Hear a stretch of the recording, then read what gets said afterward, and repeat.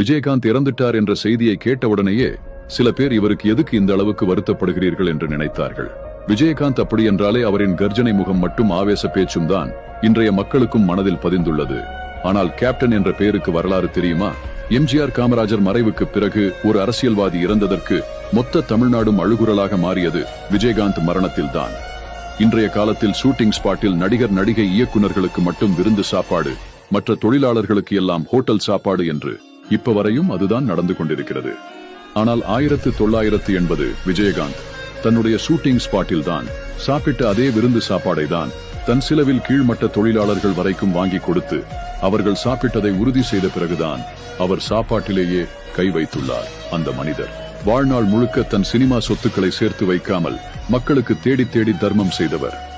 தன் இறக்கும் கடைசி நேரத்திலும் பணத்தை வீணடிக்காதீர்கள், இல்லாத பட்டோர்களுக்கும் ஏழை மக்களுக்கும் கொடுத்தது உதவுங்கள் என்று சொன்னதுதான் அவருடைய கடைசி வார்த்தையாக